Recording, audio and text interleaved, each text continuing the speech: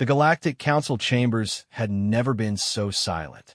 Ambassador Zeftar of the Cathurian Empire stood before the massive crystalline podium, his 6 arms trembling as he delivered news that would shake the foundation of galactic politics. The holographic displays surrounding the circular chamber showed star maps, trade routes, and, most importantly, the current territorial boundaries of every major civilization in the galaxy.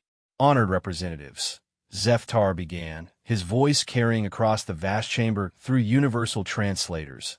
I stand before you today to report a grave development. The Cathurian Empire has officially declared war on the human territories.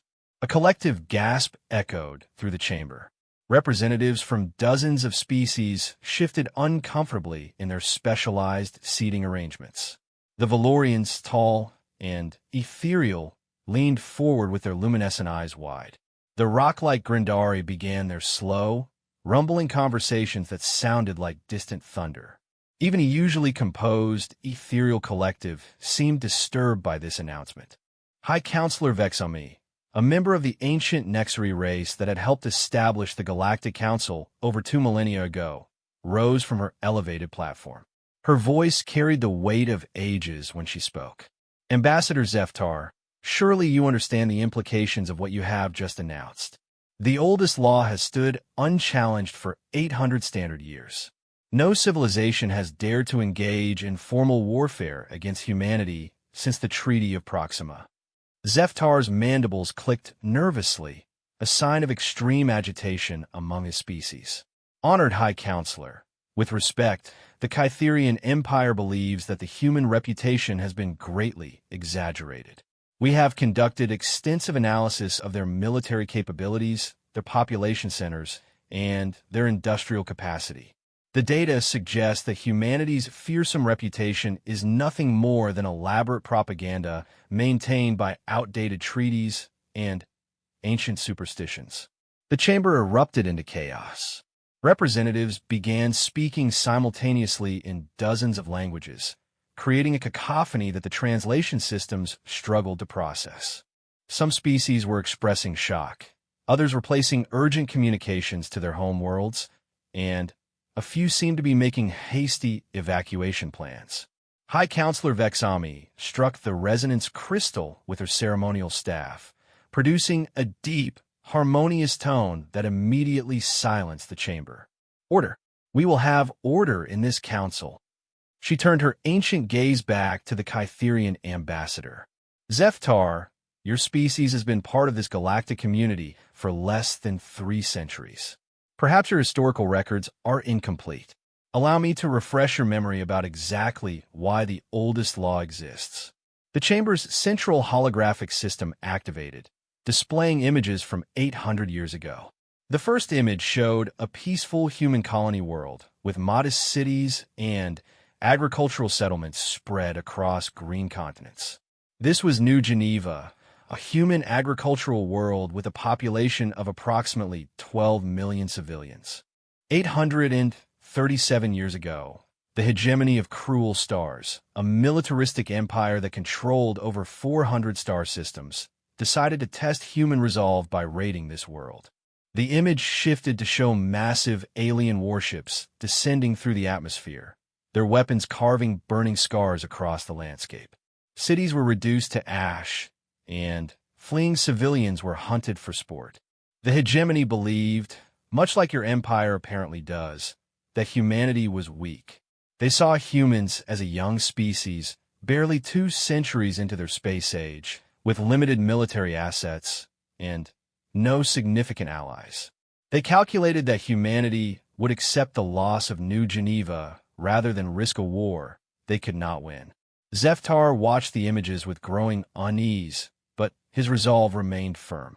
High Counselor, this ancient history does not change the current reality. The Cathurian Empire spans 600 systems.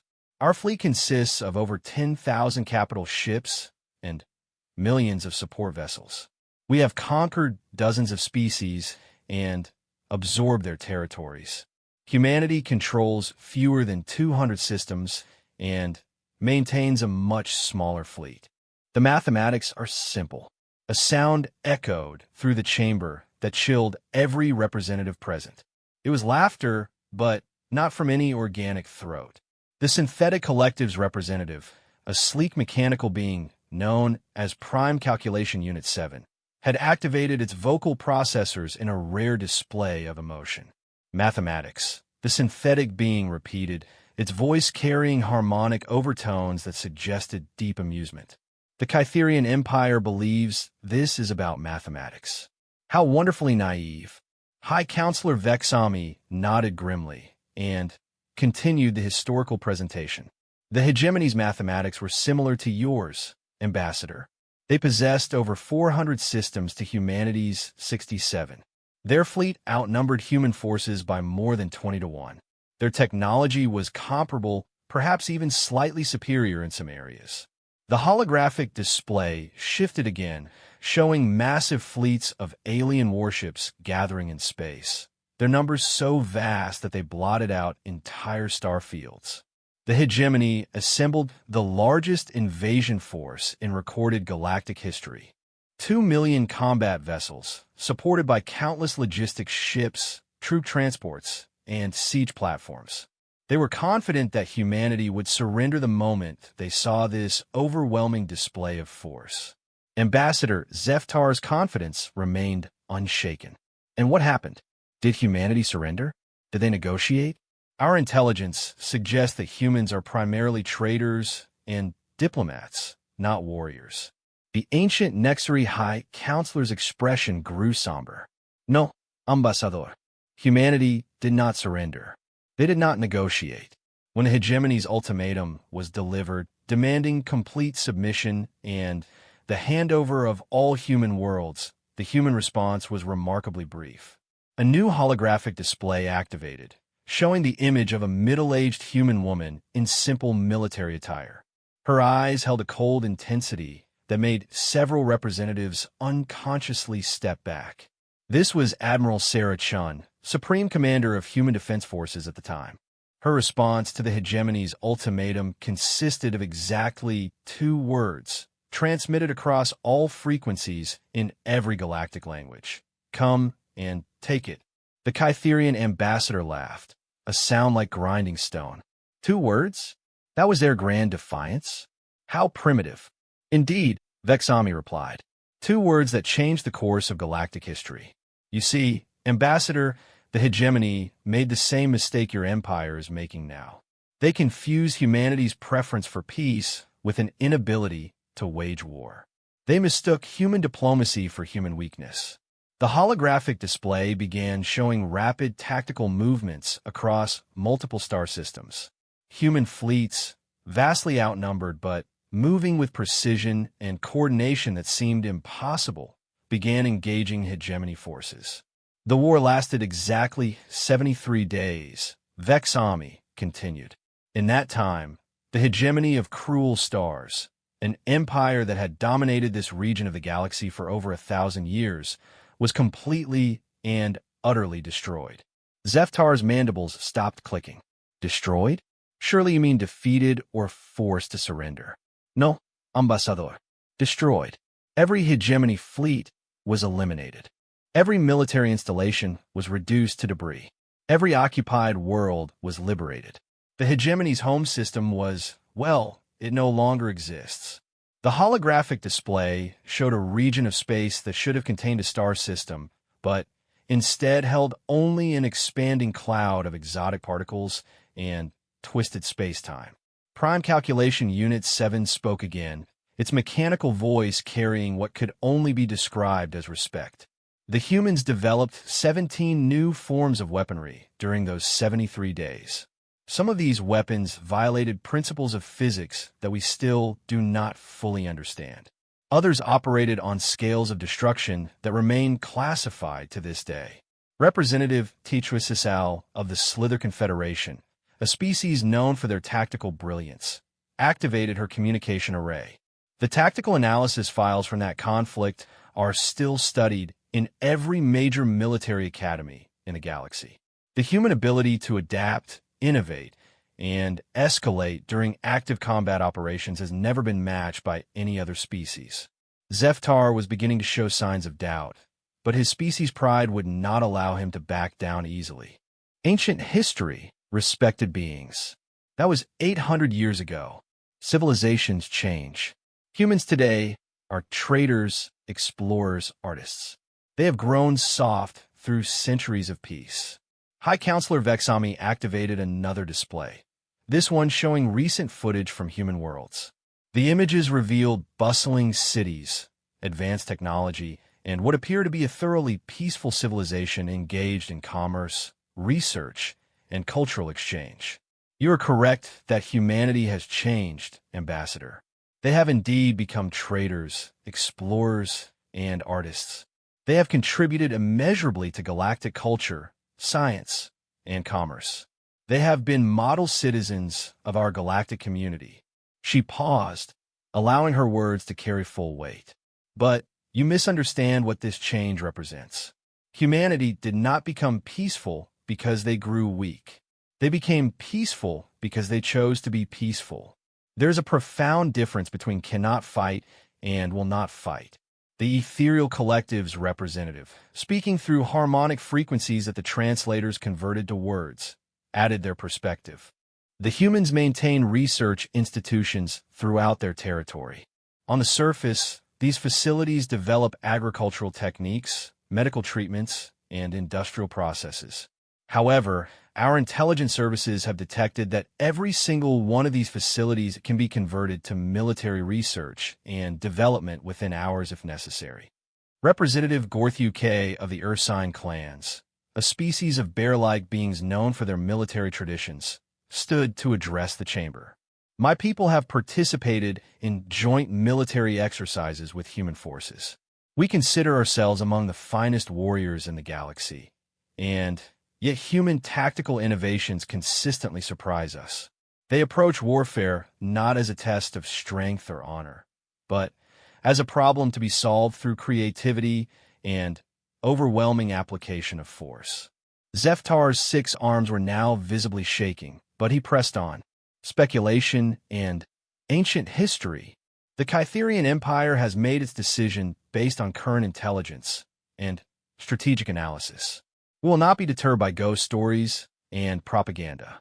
High Counselor Vexami sighed, a sound that carried the weight of millennia. Very well, Ambassador.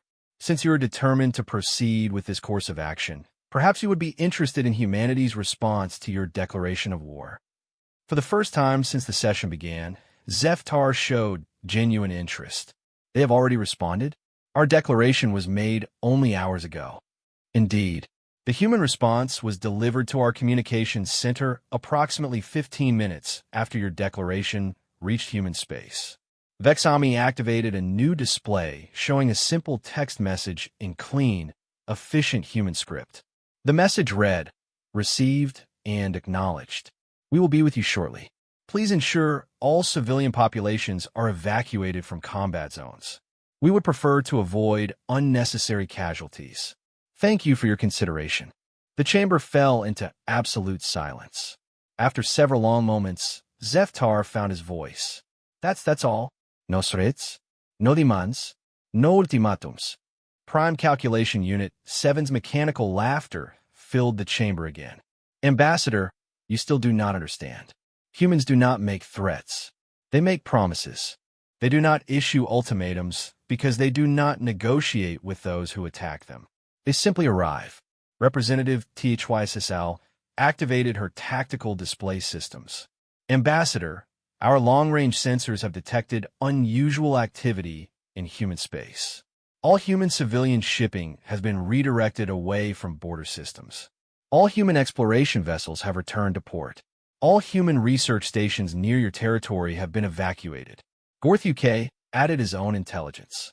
Additionally, every human world has activated what they call their citizen militia protocols. Our estimates suggest that within 24 hours, every human civilian settlement will be defended by individuals who have received military training. Zeftar was now showing clear signs of panic. This is impossible. Our intelligence indicated that human military forces were minimal, focused primarily on exploration and peacekeeping. High Counselor Vexami's expression carried deep sadness. Ambassador, you have made the classic error of assuming that human military forces are limited to their standing armies. Every human civilian receives basic military training. Every human colony has defensive installations that appear to be for asteroid deflection and space traffic control.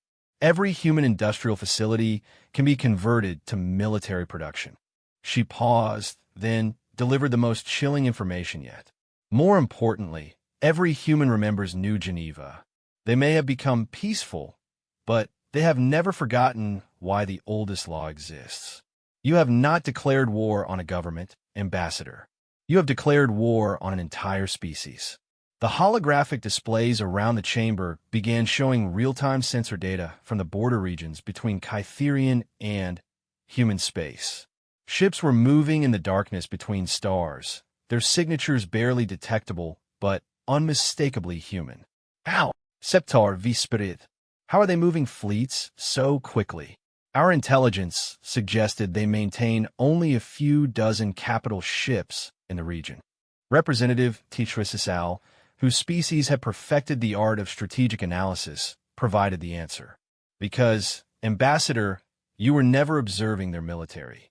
You were observing their police force. Human exploration vessels are actually reconnaissance and rapid response units. Their research stations are forward operating bases. Their cargo convoys are logistics trains for military operations. Prime Calculation Unit 7 added its analysis. The synthetic intelligences have been monitoring human computational networks for signs of military activity. In the past 6 hours, human processing power has increased by approximately 3,000%. They are running war simulations, tactical analyses, and strategic projections on a scale that suggests they have been preparing for this moment for centuries. High Counselor Vexami stood and moved to face the Kytherian ambassador directly. Zeftar, I will give you one final opportunity to reconsider. Contact your government immediately. Withdraw your declaration of war. Humanity will accept your apology, and this incident will be forgotten. The Galactic Council will even mediate negotiations to resolve whatever dispute led to this decision. Zeftar straightened his 6 arms, drawing on the last reserves of his pride and duty to his empire. The Kytherian Empire does not withdraw its declarations. We will face whatever consequences come from this decision. Perhaps it is time for the galaxy to learn that the human reputation is nothing more than an elaborate bluff. The ancient Nexari leader closed her eyes and bowed her head.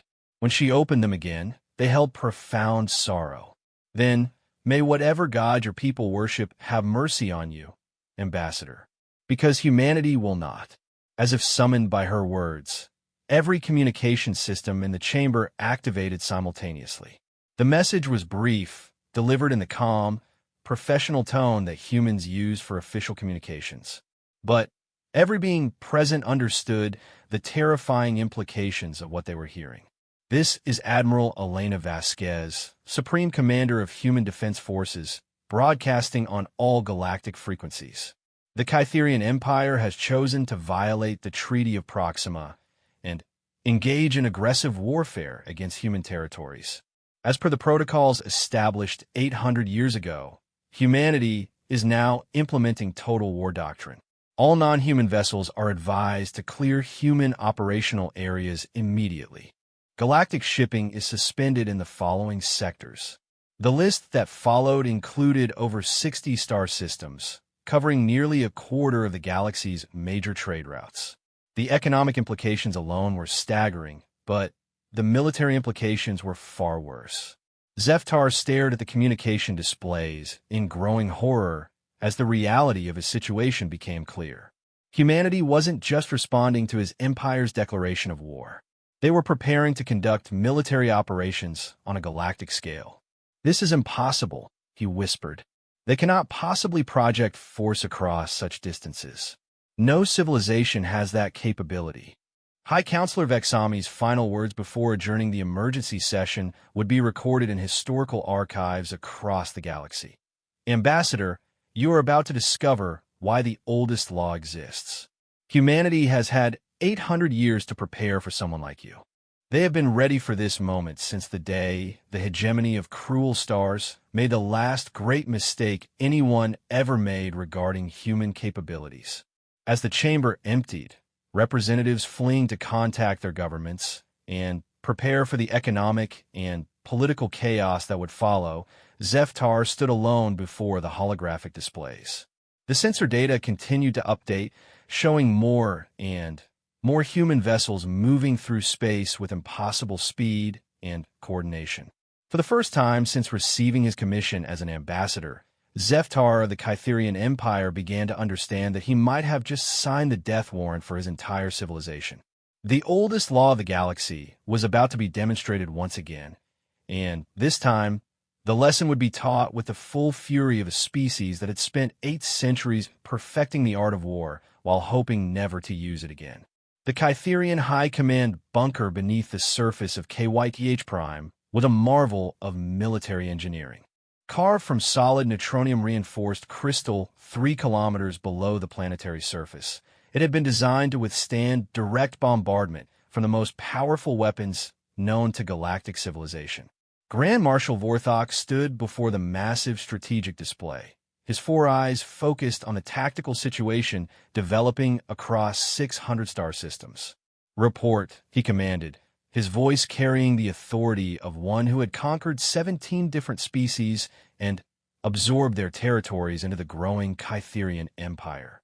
Field Marshal Kestar activated his tactical interface, projecting detailed fleet positions throughout the contested region. "Marshal, our forces are in position across 47 systems along the human border. The 1st through 8th fleet groups maintain their assigned patrol patterns. Intelligence suggests the humans are mobilizing, but their numbers remain consistent with our projections." Vorthok's mandibles clicked in satisfaction. "Excellent. What is the status of our probe operations?" "The first wave of reconnaissance vessels crossed into human space 6 hours ago. We should be receiving detailed intelligence about human defensive positions within the next." Kestar paused, checking his chronometer. "Actually, Marshal, the reconnaissance vessels should have reported back by now." A flicker of concern crossed Vorthok's scarred features. "Contact the reconnaissance commanders immediately." Communications Officer Hrilek attempted to establish contact with the probe fleets, his 6 arms working across multiple control interfaces simultaneously. After several minutes of increasingly frantic activity, he looked up with obvious confusion. "Marshal, I cannot establish contact with any reconnaissance vessel. All communication signals are being returned as recipient not found." "Equipment malfunction?" Vorthok asked, though his tone suggested he already knew the answer. "Negative, sir. The communication systems are functioning perfectly. The reconnaissance vessels appear to have disappeared." Before Vorthok could respond, the bunker's emergency alert systems activated. Warning lights bathed the command center in pulsing red illumination while alarm tones echoed through the reinforced chambers. Tactical Officer Zespoy rushed to her sensor station, her movements betraying genuine panic. "Marshal, massive sensor contacts approaching the KYTH system. Multiple vessels, configuration unknown, estimated time to arrival. They're already here." The main display flickered and changed, showing the space around KYTH Prime. Where moments before there had been empty void punctuated only by the regular patrols of the Kytherian home fleet, now dozens of sleek vessels hung in space like predators studying their prey. Vorthok had never seen ships quite like these. They were elegant in a way that suggested advanced engineering, but their hulls seemed to absorb light rather than reflect it. No engine signatures were visible, no weapon ports could be identified, yet every Kytherian sensor system was screaming warnings about massive energy readings coming from each vessel. "How do they get past our sensor networks?" Vorthok demanded. "The early warning systems extend 15 light-years from KYTH Prime. Nothing should be able to approach undetected." Zespoy checked and rechecked her instruments, her face displaying the confusion that comes from observing the impossible. "Sir, according to our sensor logs, they didn't approach. They just appeared." no transition signatures, no hiperspace, distortion, no gravitational, displacement. One moment the space was empty, the next moment they were there. Fleet Admiral Gorthek, commander of the home fleet, appeared on the communications display. His usually confident demeanor had been replaced by barely controlled panic. "Marshal, this is impossible. Their vessels are maintaining position exactly 1 light-second from our defensive perimeter, but they're somehow jamming our targeting systems. Every time we attempt to lock onto one of their ships, our computers report target not found, even though we can see them with optical sensors." Vorthok turned to his intelligence chief. "What do our databases tell us about human ship configurations? Do these vessels match any known designs?" Intelligence Chief Prim L rapidly accessed the Kytherian military databases, comparing the mysterious vessels against every known human ship design in their records. "Sir, these configurations don't match any human vessel we have on file. Our intelligence network has been monitoring human space for decades. We have detailed specifications for their exploration ships, their cargo transports, their police vessels. These ships don't match any of those profiles." "Then what are they?" Vorthok's voice carried a note of frustration that his subordinates had rarely heard. The answer came not from any Kytherian officer, but from the human ships themselves. Every communication system in the bunker activated simultaneously, carrying a signal that somehow penetrated their most secure networks without triggering any defensive protocols. "Attention, Kytherian High Command. This is Admiral Elena Vasquez, Human Defense Forces. You have initiated hostile actions against human territory and civilian populations. As per the established protocols, you are hereby offered one opportunity to surrender unconditionally and submit to war crimes tribunals." Vorthok gestured for a communication channel to be opened. "This is Grand Marshal Vorthok of the Kytherian Empire. I do not know how your vessels penetrated our defenses, but you are vastly outnumbered. The home fleet consists of over 8,000 capital ships. Withdraw immediately or face the consequences." Admiral Vasquez's response was delivered in the same calm, professional tone. "Marshal, our records indicate that the Kytherian Empire has been responsible for the extinction of 3 separate species, the enslavement of millions of sentient beings, and the systematic destruction of cultural sites on 47 worlds. Surrender is not optional. And if we refuse?" Vorthok asked, though his confidence was beginning to waver. "Then we will demonstrate why the oldest law exists." The communication ended, leaving the Kytherian command center in tense silence. Vorthok turned to his tactical staff. "How many human vessels are currently in our system?" Zespoi checked her sensors again. 36 ships, sir, all maintaining position at exactly 1 light-second from our defensive perimeter. "And our current strength?" Fleet Admiral Gorthek answered from the communication display.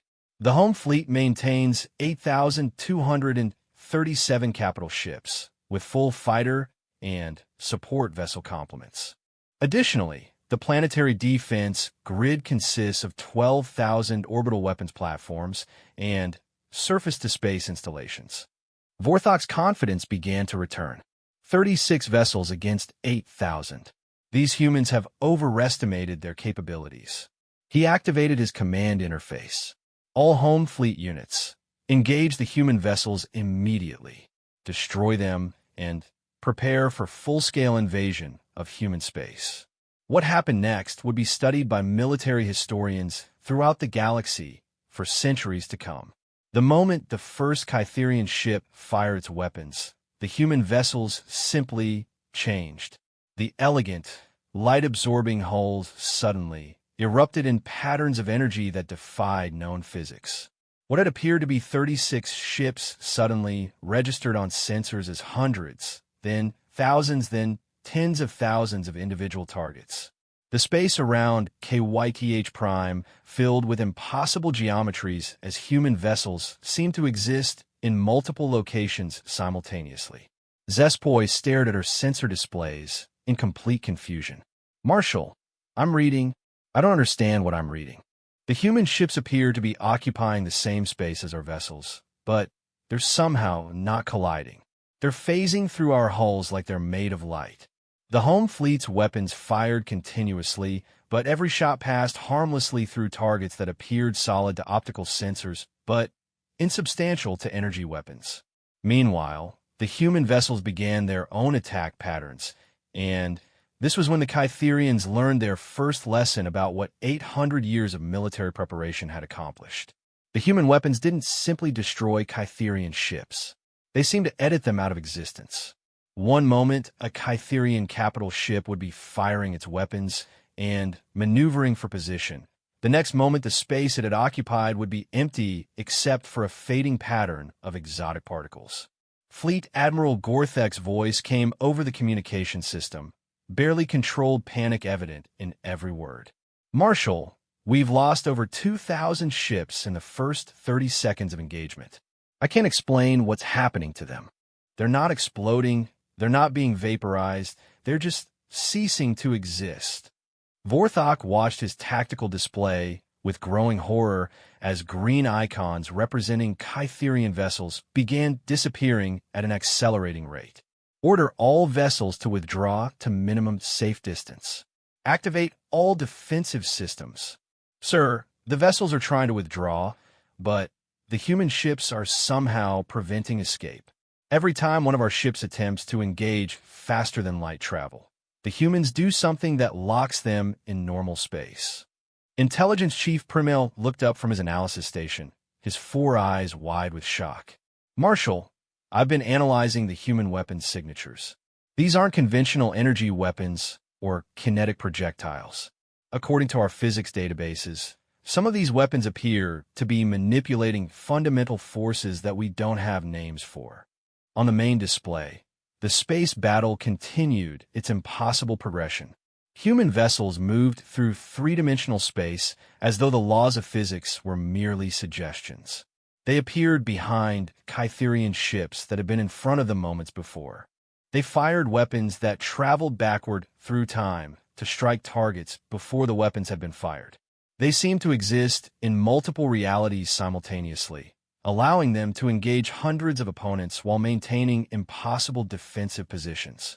Field Marshal Kestar approached Vorthok with data that would change everything. "Sir, I've been analyzing the tactical patterns. These human vessels aren't just using advanced technology. They're operating according to tactical principles that assume complete mastery of space and time as combat environments." "Explain," Vorthok commanded, though part of him didn't want to understand the answer. "Marshal, every engagement principle we know is based on the assumption that battles occur in 3-dimensional space across linear time. The humans appear to be fighting a 4-dimensional conflict. They can position their forces not just anywhere in space, but anywhere in time. They're not defeating our ships, they're preventing our ships from ever having existed in combat-effective positions." The implications of this revelation struck the command center like a physical blow. If humanity had mastered 4-dimensional warfare, then every tactical principle, every strategic doctrine, every military theory developed by every other galactic civilization was obsolete. As if to demonstrate this point, the human vessels suddenly stopped their attack. The space around KYTH Prime, which moments before had been filled with impossible battles and geometric impossibilities, returned to normal. The surviving Kytherian ships found themselves floating helplessly in space, their weapons systems non-functional, and their engines offline, but otherwise undamaged. Admiral Vasquez's voice returned to the communication systems. "Marshal Vorthok, you have just witnessed a demonstration of human defensive capabilities. Your home fleet has been neutralized without any loss of Kytherian life. However, this was merely a demonstration. You have initiated war against human territory and endangered human civilians. The demonstration phase is now complete." "What do you mean?" Vorthok asked, though he was beginning to understand that he had made a terrible mistake. "Your reconnaissance vessels that disappeared 6 hours ago were not destroyed. They were relocated. Your fleet movements across 47 border systems have been monitored and cataloged. Your supply lines, command structures, and strategic resources have been mapped and analyzed. The demonstration you just witnessed was conducted by a single human patrol squadron. Vorthok felt his species' equivalent of cold sweat beginning to form on his carapace. A single squadron did this to our home fleet. Correct. The actual human defense forces are currently deploying throughout your territory. Estimated time to complete pacification of all Kytherian worlds is 72 hours. You may observe the process on your long-range sensors. Tactical Officer Zespoi activated the strategic sensor arrays, focusing on the heart of the Kytherian Empire. What she saw defied everything she understood about military logistics and strategic deployment. Human vessels were appearing throughout Kytherian space simultaneously, not traveling to these locations, but simply materializing in precise formations around every Kytherian world, every military installation, every strategic resource. The scope of the operation was impossible. No civilization could coordinate activities across hundreds of light years with such precision, yet the evidence was undeniable. Ow! Vorthok whispered. How can you possibly deploy forces across our entire empire simultaneously? The logistics alone should be impossible. Admiral Vasquez's response carried a note of what might have been sadness. Marshal, you declared war on a species that has spent 800 years preparing for this moment. Every human child learns the history of New Geneva. Every human colony maintains defensive capabilities that exceed the military strength of most galactic civilizations. Every human vessel, from the smallest cargo transport to the largest exploration ship, can be converted to military configuration within hours. She paused, allowing the full implications to sink in before continuing. But more importantly, you declared war on a species that has solved the fundamental limitations of space and time as military obstacles. Human civilization has been building this capability for 8 centuries, waiting for someone to be foolish enough to test whether our reputation was deserved. Communications Officer Hrilek looked up from his station with data that completed the picture of Kytherian defeat. Marshal, I'm receiving surrender notifications from commanders throughout the Empire. Every Kytherian world is reporting the presence of overwhelming human forces. All resistance appears to have ended within the first hour of human arrival. Vorthok stared at the strategic display, watching as centuries of Kytherian military expansion were undone in a single day. Our outlying colonies? Our conquest fleets? Our forward bases? All reporting human occupation, sir. The humans have somehow neutralized our entire military across 600 systems simultaneously. Field Marshal Kestar approached with final tactical analysis. Sir, I've computed the logistics requirements for this operation. To deploy effective forces to 600 star systems simultaneously would require a military infrastructure larger than the combined fleets of every other galactic civilization. The humans didn't just have superior technology or tactics. They've been building the largest military force in galactic history while maintaining the appearance of a peaceful trading civilization. Admiral Vasquez's voice returned one final time. Marshal Vorthok, the Kytherian Empire is hereby dissolved. All Kytherian military forces have been neutralized. All conquered territories have been liberated and returned to their original inhabitants. All Kytherian civilians will be relocated to designated worlds where they will be provided with the resources necessary to build a peaceful society. And the leadership? Vorthok asked, knowing the answer but needing to hear it confirmed. You and your staff will be transported to human space to stand trial for crimes against sentient life. The trials will be conducted according to galactic legal standards, and you will be provided with adequate legal representation. As human forces materialized within the command bunker itself, Vorthok realized that he had learned the truth about the oldest law of the galaxy. It wasn't a law designed to protect humanity from other species. It was a law designed to protect other species from humanity. The last thing he saw before human containment fields activated was the tactical display showing the complete dissolution of his empire. 800 years of human preparation had been unleashed in a single day, and the Kytherian Empire had been erased from galactic history as thoroughly as if it had never existed. The oldest law remained unbroken, enforced once again by a species that preferred peace, but had never forgotten how to wage total war. Dr. Sarah Mitchell stood on the observation deck of the research vessel Harmony's Edge, watching as construction drones worked to rebuild what had once been the Kytherian military complex on Zirion 7. 6 months had passed since the dissolution of the Kytherian Empire, and the galaxy was still struggling to understand the implications of what had occurred. The transformation happening below was remarkable in its scope and speed. Where once there had been weapon manufacturing facilities and military training centers, human engineering corps were building schools, hospitals, and cultural centers. The Kytherian civilians being relocated to these worlds were watching their former military infrastructure being converted into the foundations of a peaceful society. "It's hard to believe how quickly everything changed," said Dr. Vexthal, a Nexaries sociologist who had volunteered to help with the Kytherian integration process. "My species has been part of the galactic community for over 3,000 years, and we've never seen anything like what humanity accomplished in 72 hours. Sarah nodded, checking the progress reports on her tablet. The military operation was the easy part, honestly. Rebuilding an entire civilization from scratch while ensuring the psychological and cultural needs of the population are met, that's the real challenge."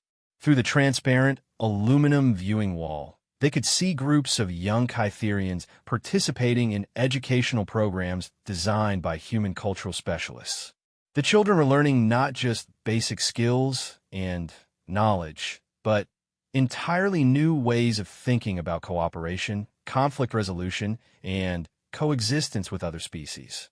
"How are the adults adapting?" Dr. Vexthal asked, observing a group of former Kytherian military officers who were now training to become agricultural technicians. "Better than we expected, actually," Sarah replied. "Turns out that removing the military hierarchy and conquest-focused social structure eliminated most of the psychological conditioning that made them aggressive.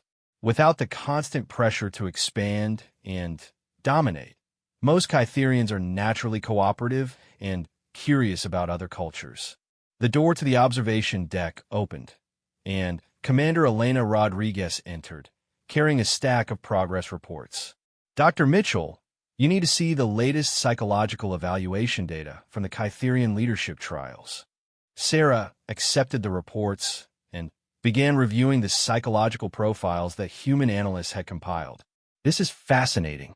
According to these assessments, most of the Kytherian military leadership showed signs of severe psychological conditioning designed to suppress empathy and promote aggressive behavior. That's what made the trials so complex," Elena explained.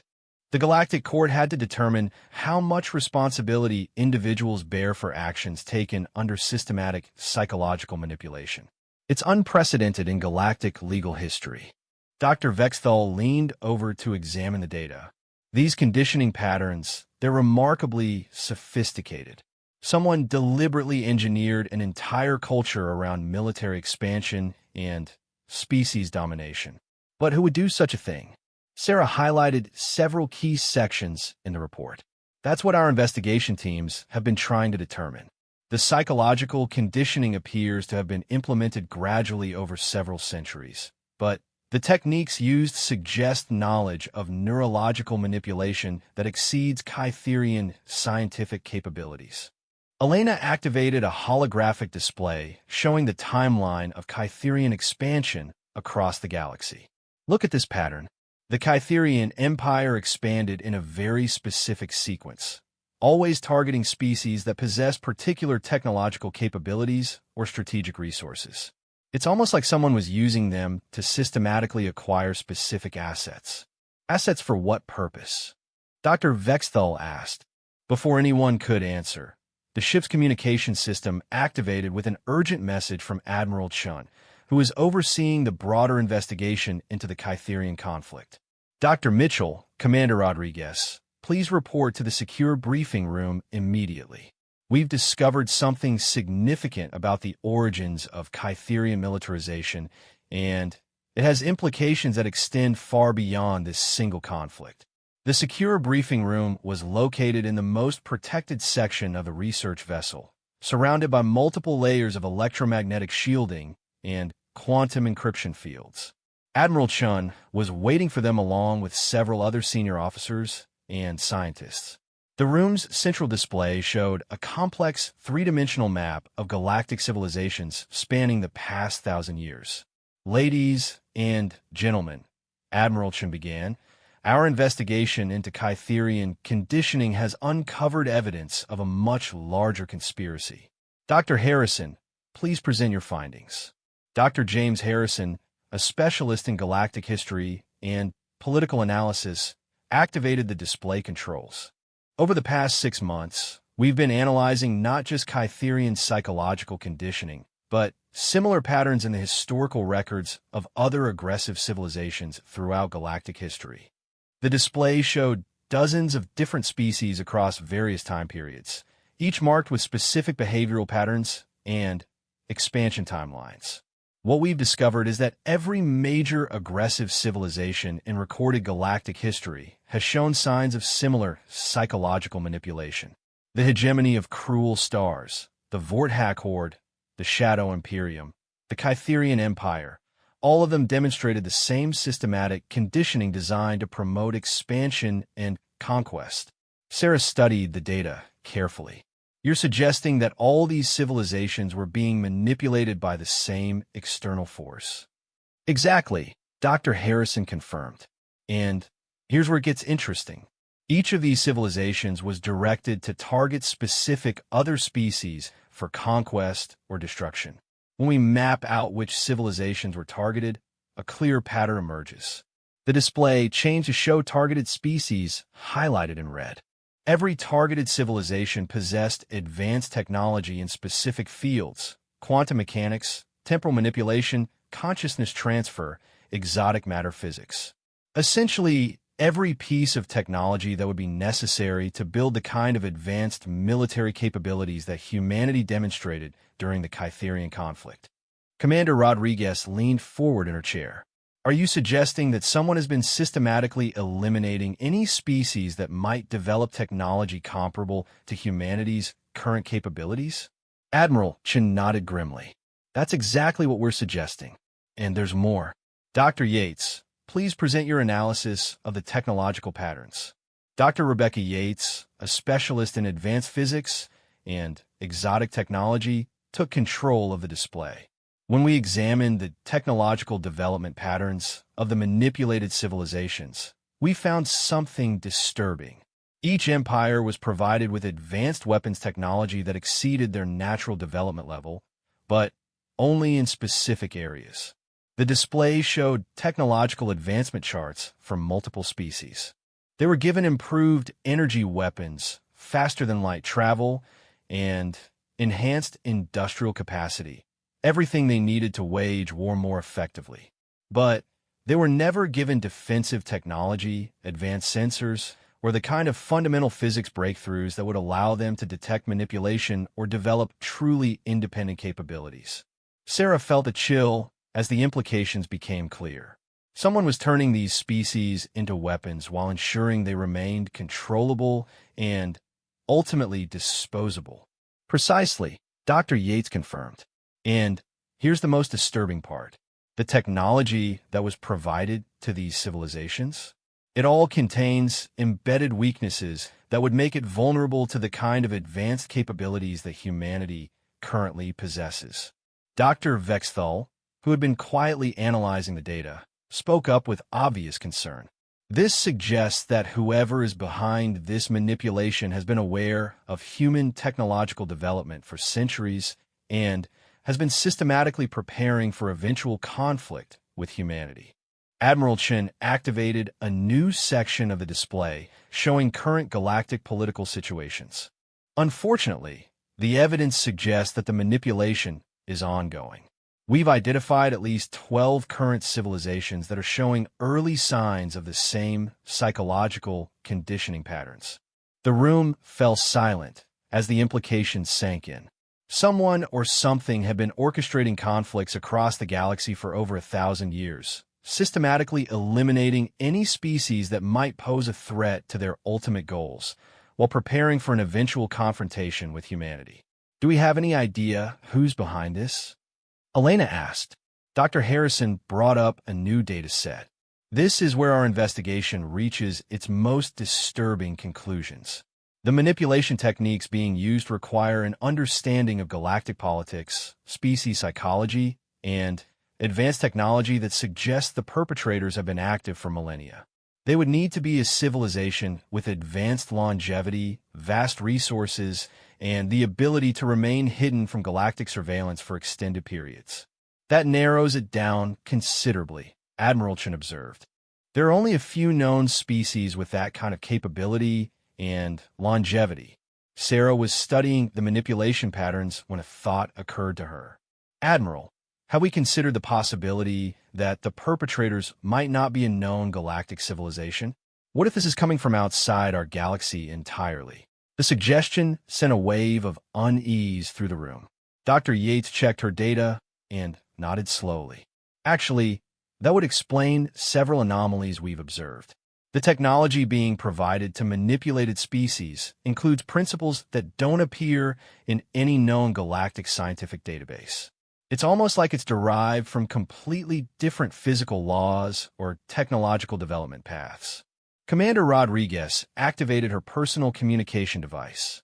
Admiral, I think we need to inform the Galactic Council about these findings immediately.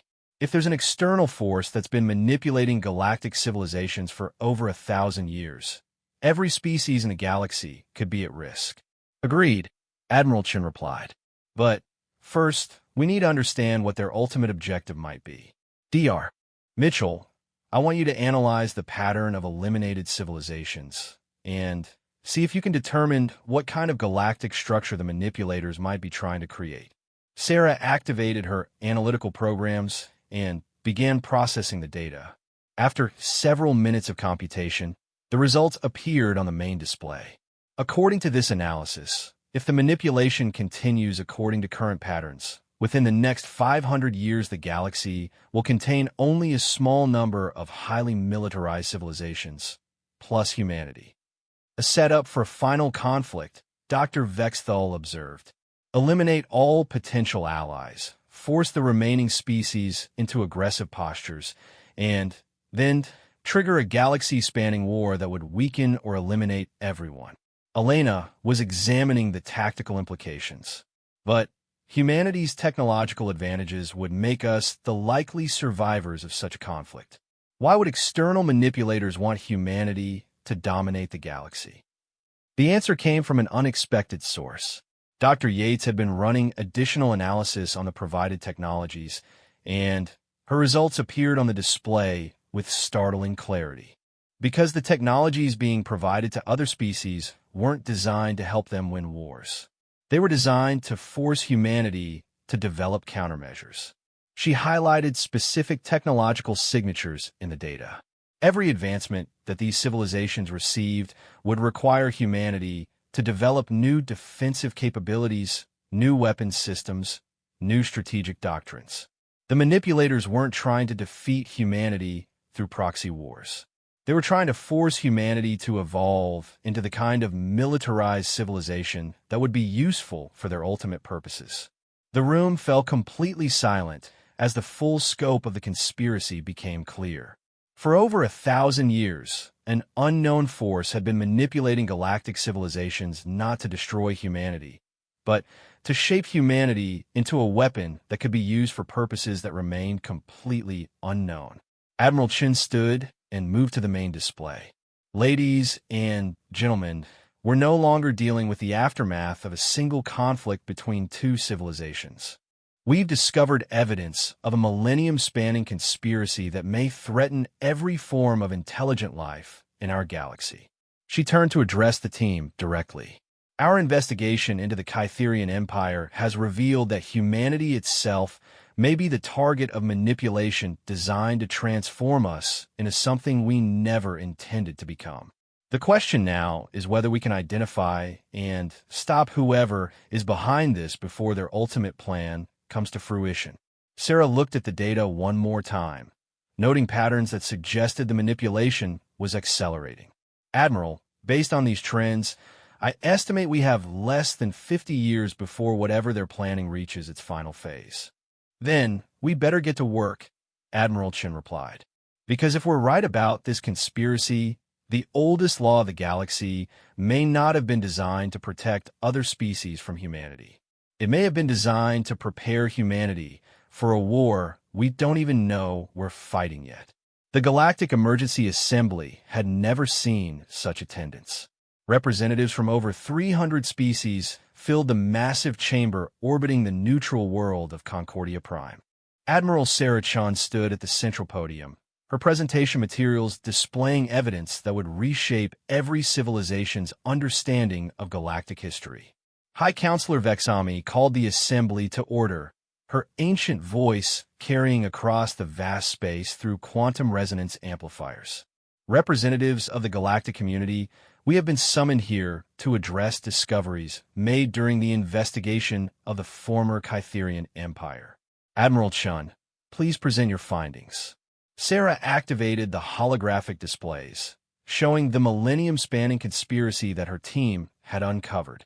Honor delegates, what we initially believed to be an isolated conflict between humanity and the Kytherian Empire has revealed evidence of manipulation affecting our entire galaxy for over 1,000 years. Murmurs of concern rippled through the assembly as representatives absorbed the implications. The display showed the systematic conditioning and technological manipulation that had affected dozens of civilizations throughout galactic history. Our investigation has determined that an external force has been deliberately triggering conflicts between galactic civilizations for purposes that remain unclear. However, analysis of their methods suggests they have been preparing for a larger confrontation that may threaten every form of intelligent life in our galaxy. Representative HFY Sesal of the Slither Confederation activated her communication array. Admiral Chun, your evidence suggests that even humanity has been subject to this manipulation. How can we be certain that human actions during the Kytherian conflict weren't also part of this external conspiracy? Sarah had anticipated this question and had prepared extensive documentation to address it. Representative HFY Sesal, our analysis indicates that while humanity has been influenced by these manipulations, the specific nature of that influence was different from other species. She highlighted key sections of the psychological analysis data. Other civilizations were conditioned to become aggressive and expansionist. Humanity appears to have been influenced to develop advanced defensive capabilities and strategic thinking focused on protecting civilian populations and preserving galactic stability. Prime Calculation Unit 7 of the Synthetic Collective provided additional analysis through harmonic frequencies. The mathematical patterns support Admiral Chen's conclusion. Human military doctrine emphasizes rapid conflict resolution with minimal casualties and immediate transition to reconstruction and integration phases. This is inconsistent with manipulation designed to create a destabilizing force. Representative Gorth UK of the Ursine clans stood to address the assembly. Admiral, if humanity was being manipulated to develop defensive capabilities rather than offensive ones, what does that suggest about the external force's ultimate intentions? The question that Gorth UK had asked was the one that had kept Sarah awake for weeks as the investigation progressed. Representative Gorth UK, our analysis suggests that the external force has been preparing the galaxy for invasion by an entity or entities with capabilities that exceed anything we currently understand. She activated new displays showing technological analysis from Dr. Yates's team. The advanced technologies provided to manipulated civilizations all contain embedded vulnerabilities to specific types of exotic physics manipulation. However, these same technologies would be highly effective against conventional galactic civilizations. Dr. Vexthal, speaking from Inexory's section, added crucial context.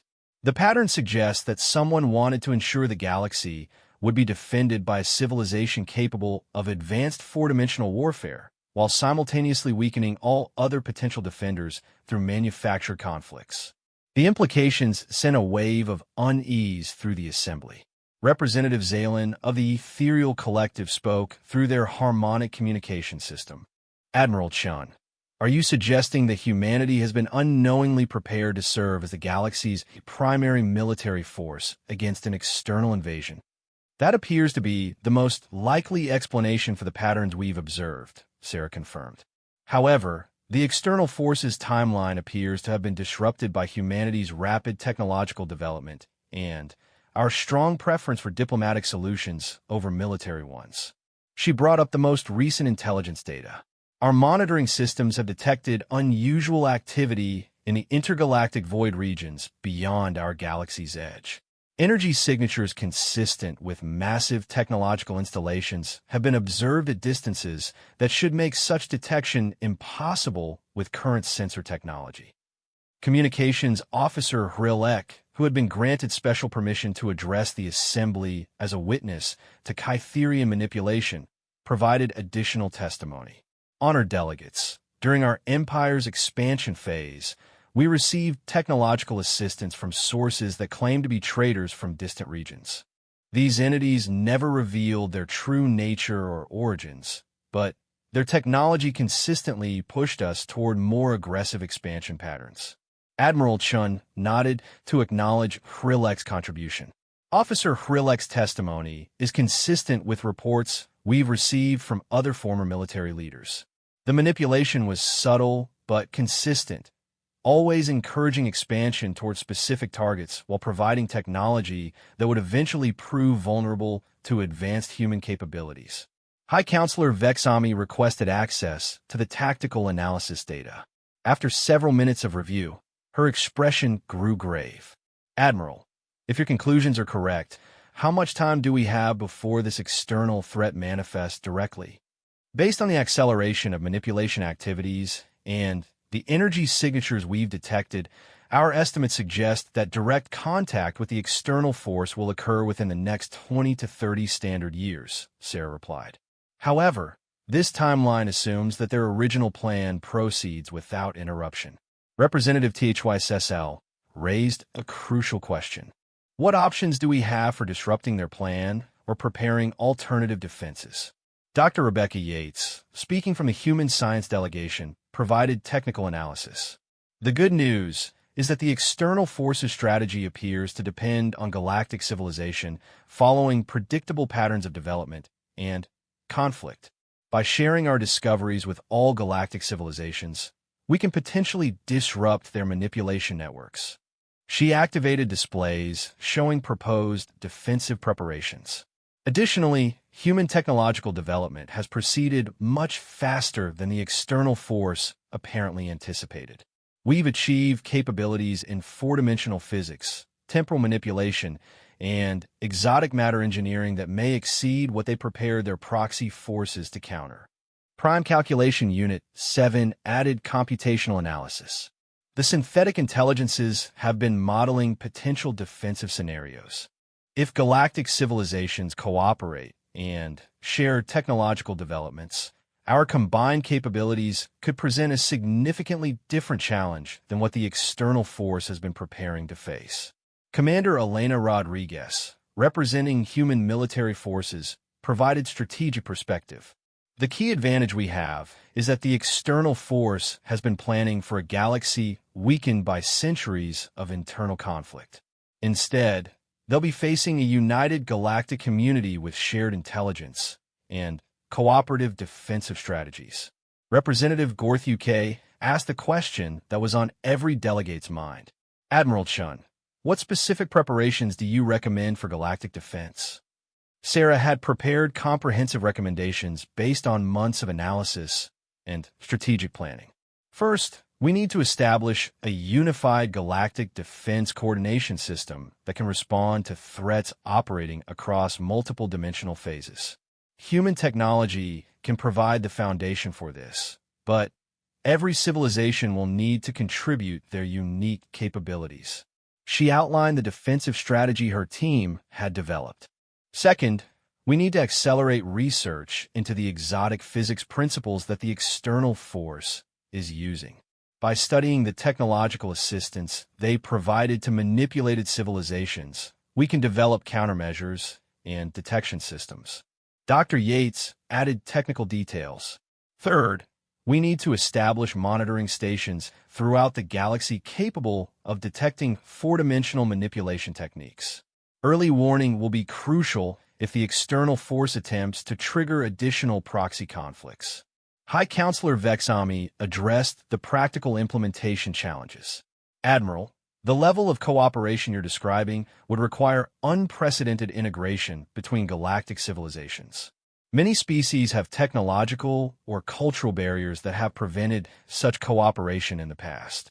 Counselor, the alternative is allowing an external force to manipulate us into destroying each other before they reveal their true intentions, Sarah replied. The evidence suggests that their ultimate goal may be the complete elimination or subjugation of galactic civilization. She activated final displays showing the projected outcomes of various scenarios. If we maintain current patterns of limited cooperation and isolated development, our analysis suggests a less than 15% probability of successful defense against an advanced extragalactic invasion force. Representative Zalen of the Ethereal Collective provided crucial support for the cooperative approach. The Ethereal Collective has been monitoring quantum consciousness patterns throughout the galaxy for millennia. We can confirm that the manipulation techniques being used operate on levels that affect individual and collective decision-making processes. Only by sharing our detection capabilities can we hope to identify and counter future manipulation attempts. The debate that followed would reshape galactic politics for generations to come. Species that had maintained strict technological secrecy for centuries agreed to share critical defensive research. Military doctrines that had been developed in isolation were integrated into comprehensive defensive strategies. Trade agreements were restructured to prioritize strategic resource distribution for galactic defense. Most importantly, the Assembly established the Galactic Defense Coordination Council, with humanity serving as the primary military coordinators, while other species contributed their specialized capabilities. The Nexary provided historical analysis and long-term strategic planning. The Synthetic Collective offered computational resources and logical analysis. The Ethereal Collective contributed consciousness monitoring and manipulation detection. Dozens of other species provided everything from exotic matter physics to advanced sensor technology. Admiral Chen's closing statement to the Assembly would be recorded in every galactic archive. Delegates, we have discovered that our galaxy has been under siege for over 1,000 years by forces that prefer to remain hidden while they manipulate us into destroying ourselves. But they made a critical error in their planning. She gestured to the Assembly, representing hundreds of species working together for the first time in galactic history. They assumed that intelligent species would always choose competition over cooperation, conflict over collaboration. They never anticipated that the truth of their manipulation would unite us rather than divide us further. The final vote to establish the Unified Defense Protocols was unanimous, the first time in galactic history that every represented species had agreed on a single course of action.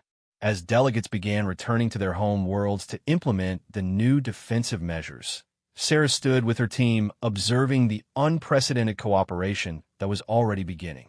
Ships from dozens of species were forming joint research flotillas. Communication networks were being established to share intelligence across the galaxy. Technologies that had been jealously guarded for millennia were being integrated into common defensive systems. Dr. Mitchell approached with the latest sensor data from the Galactic Edge monitoring stations. Admiral, you should see this. The energy signatures in the intergalactic void have changed significantly in the past week. Sarah studied the data, noting patterns that suggested massive technological systems powering down or changing configuration. It looks like our external manipulators have noticed that their plan is no longer proceeding as expected. Elena Rodriguez joined them with military intelligence updates. Admiral, we're receiving reports from across the galaxy of sudden cessation of manipulation activities. Species that were showing early signs of aggressive conditioning are reporting that the external influences have simply stopped, which means they're probably moving to their backup plan, Sarah observed. Whatever that might be, Dr. Vexthal provided the final piece of analysis that would determine humanity's next steps. Admiral, based on the timeline acceleration we've observed and the sudden cessation of manipulation activities, the Galactic Defense Council estimates that direct contact with the external force will occur much sooner than initially projected. How much sooner? Sarah asked, though she suspected she knew the answer. Potentially within the next 5 years, Dr. Vexthal replied. But instead of facing a galaxy weakened by internal conflicts, they'll be confronting a united galactic civilization with advanced four-dimensional warfare capabilities and unprecedented cooperative defensive strategies. Admiral Chun looked out at the ships representing dozens of species working together in ways that would have been impossible just months earlier. Then, we'd better make sure we're ready for them. The oldest law of the galaxy had served its purpose, not by protecting other species from humanity, but by preparing humanity to protect all galactic civilization from threats that dwelt in the darkness between galaxies. The real test of that preparation was about to begin. As the combined fleets began their journey to establish perimeter defenses at the galactic edge, every being involved understood that they were participating in the most important military operation in galactic history. The external manipulators had spent 1,000 years preparing for war against a divided galaxy. Instead, they would face something they had never anticipated: a truly united galactic civilization with the will and capability to defend their right to exist. The war for the galaxy's future was about to begin, but for the first time in over a millennium, the defenders would be fighting on their own terms rather than dancing to a hidden enemy's manipulation.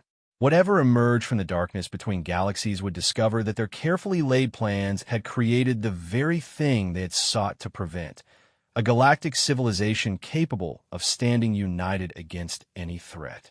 The greatest battle in galactic history was approaching, and thanks to the courage of species willing to defy those who would manipulate them, the galaxy would meet that battle as one people, defending one home, with one unbreakable resolve: that intelligent life would not bow to those who preferred to remain hidden in the dark.